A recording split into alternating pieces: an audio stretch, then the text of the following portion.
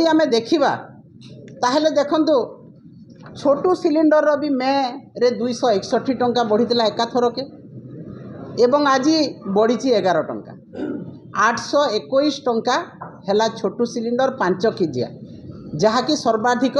व्यवहृत हुए एवं कमर्शियल जहाँकि होटेल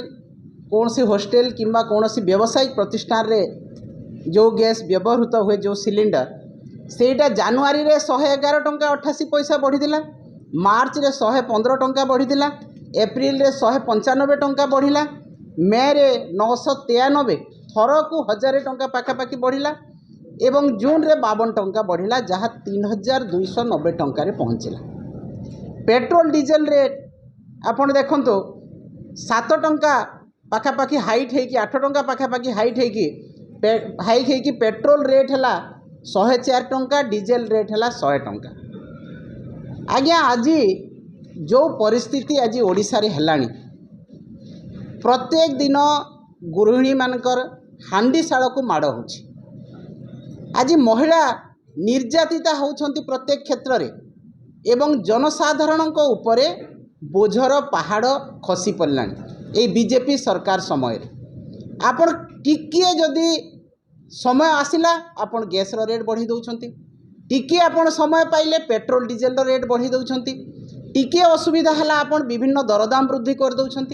आज अत्यावश्यक सामग्रीर दरदाम आज गैस दरदाम आज पेट्रोल डीजेल दरदाम आकाश छुआ है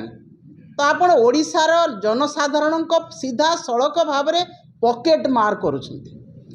पॉकेट हाथ पसैले पॉकेट को आज लोक हंतसंत हेलेनी आज गृहिणी ता घरे कौ असुविधा से होउछि आपण माने जानि पारुछंती कि नहीं।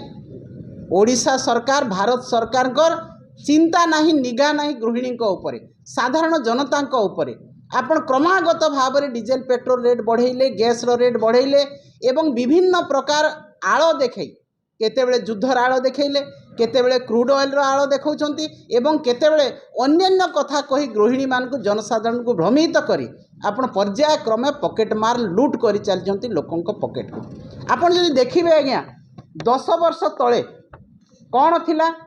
जेतेबेले 2014 मसीह रे आपण देखिबे 415 टंका थिला आपणकर गैस रेट जोटा आपणकर घरे सिलिंडर वर्तमान से केते हिची 968 माने पाखापाखि डबल 10 वर्ष भितर यही सरकार को समय डबल हो गला। आपणकर पेट्रोल थिला 71 टंका डीजेल थिला 55 टंका सेटा भी डबल हो वर्तमान 104 टंका पहुँचला। आपणकर छोटू सिलिंडर केते थिला 356 टंका थिला वर्तमान से 821 टंका। तो पेट्रोल डीजेल देखा घरोई सिलिंडर देखा कमर्शियल सिलिंडर देखा छोटू सिलिंडर देखा सबूर दाम पाखापाखि डबल हो सारा। तो सरकार डबल इंजिन रो सरकार डबल धोखा एवं डबल पॉकेट मार यहीटा हूँ सरकार नियम। एवं जितेबले आपण क्रूड ऑयल कथा कहते जे क्रूड ऑयल इंटरनेशनल मार्केट रे जो दर थिला गत दिन में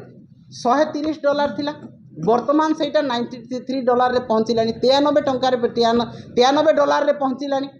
आपड़ $93 पहुँचले जो रेट रखिए आपड़ $130 थिला से रेट रखिए जितेबले crude oil international market rate कम होउची रेट से समय पेट्रोल डीजेल रेट से भाया कम होगा कथा किंतु आप कौन पाई कम करूना कौन लोकों को आप भ्रमित करने चाहूँगी। आपणकर सरकार जी दलर जी सभापति थे विगत दिन में कौन कहते